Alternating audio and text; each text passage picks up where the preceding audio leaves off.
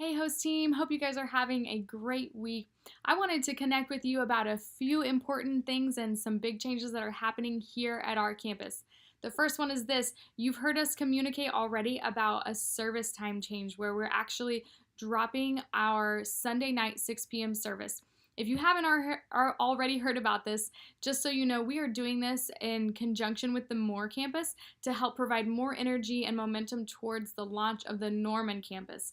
With Norman launching and us being in such a close community, what we're doing is we're dropping our Sunday night services. The Moore campus is dropping their Saturday night services, and that way there's still the availability in this community to go to church either on Saturday or Sunday night.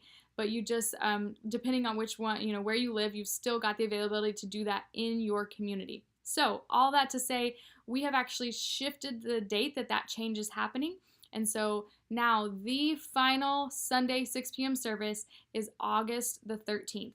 That's not this weekend, but next weekend, August 13th, is the final 6 p.m. service. The week after that, we will no longer have the 6 o'clock. You'll hear about this weekend from Pastor Stefan, as well as and next weekend from Stage.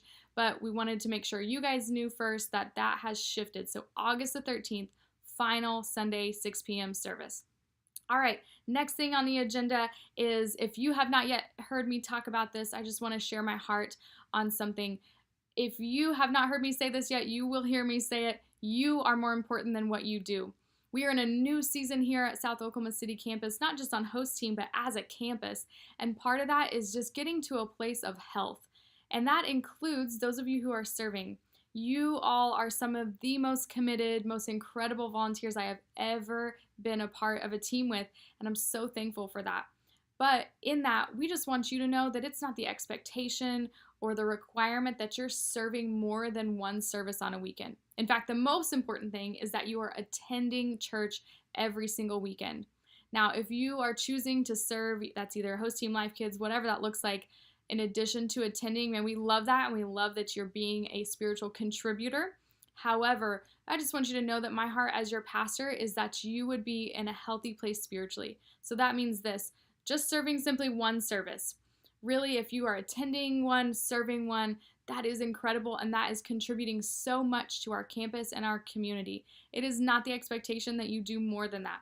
Now, if you have a certain circumstance and you're really passionate and feel like it works for your schedule to serve more than one, I would really love and appreciate a one-on-one conversation so that you and I can talk through that and make sure we're on the same page.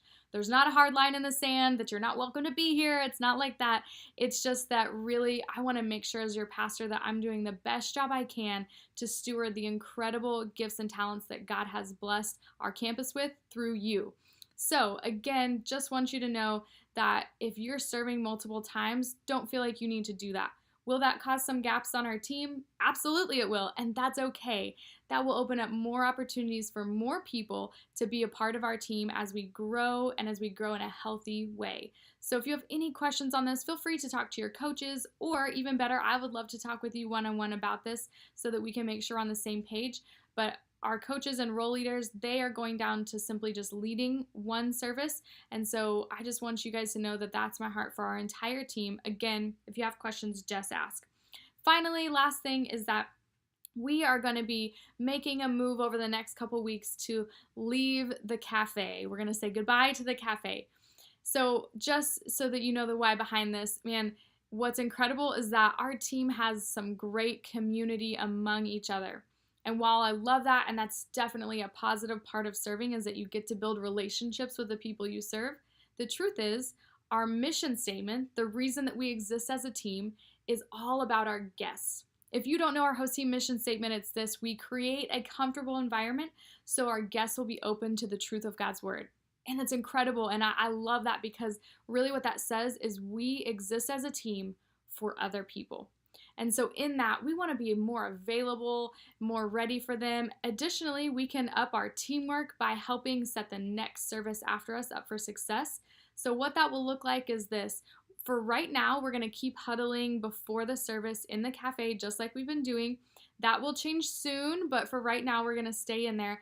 But after worship's over and during that downtime in between worship and then the end of the service when we're saying goodbye to people, really during that downtime, we're going to avoid the cafe just because this is a place that is so, so useful for some other things. One is doing orientations and helping new people come onto our team or the Life Kids team or switch or operations volunteers. That's a great place to have an orientation because it's quiet. You can sit down and have that talk.